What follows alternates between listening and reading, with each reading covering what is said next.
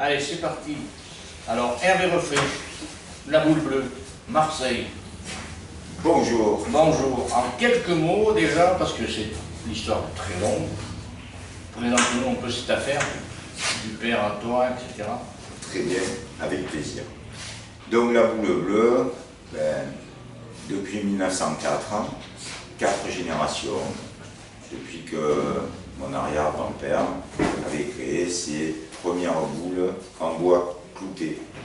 À l'époque, il fabriquait 1 à 2 paires par jour, puisqu'il fallait planter les clous sur une boule en boulot, les clous un par un,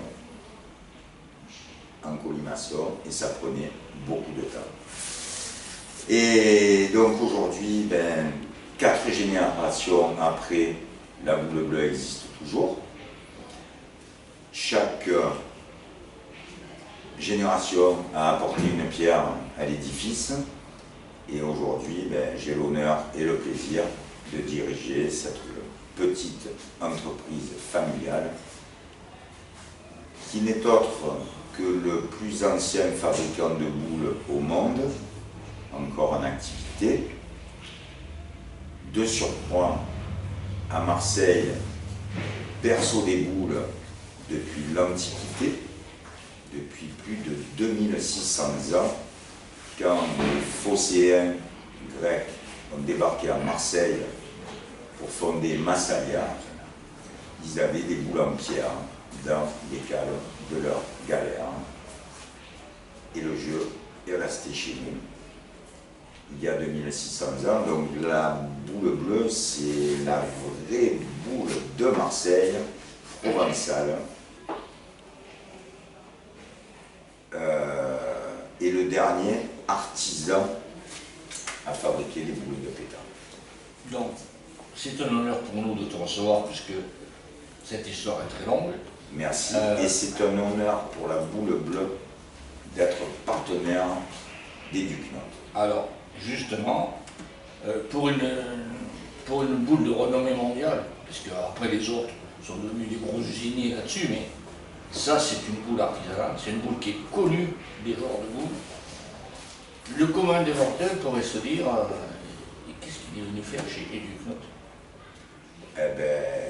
Je réponds au commun des mortels que si la boule bleue est partenaire des Ducnotes, je répète mon propos, c'est un honneur et même une fierté d'être partenaire des Ducnotes.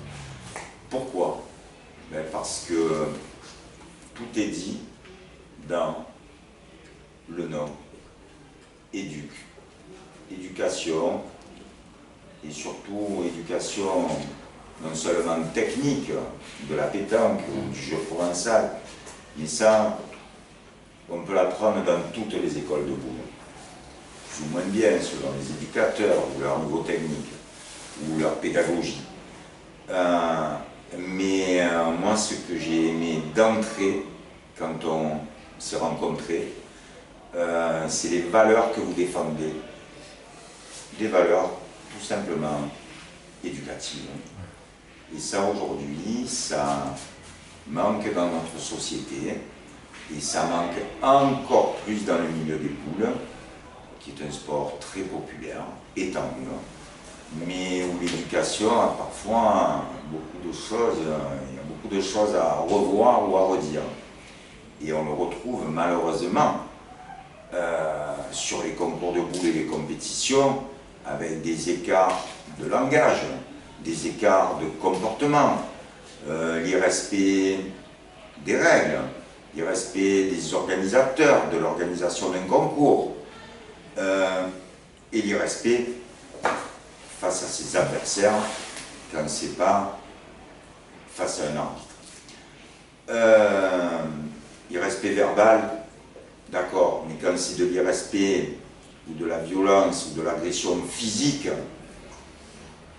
là je dis non, stop, arrêtons les boules, c'est un jeu, c'est un sport, mais c'est avant tout un jeu.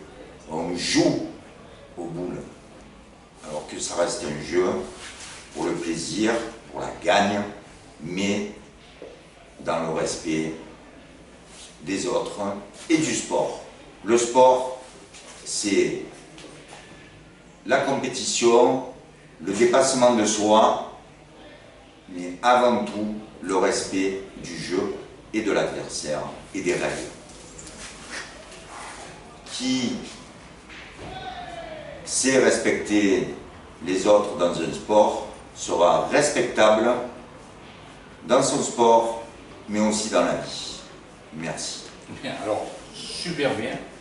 Dernier point, toi qui vois des compétitions de jeunes un peu partout, dans toutes les nations et tout, on a un concept, nous, qui n'est pas du tout dans le gain du temps, parce qu'il y a personne comme nous.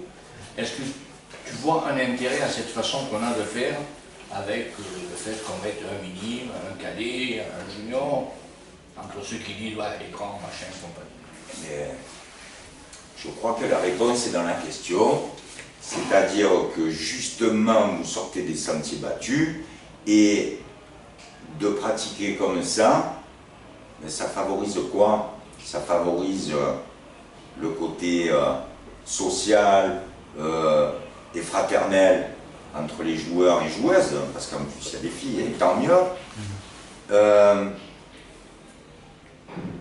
Quelle que soit la génération, ben on joue ensemble.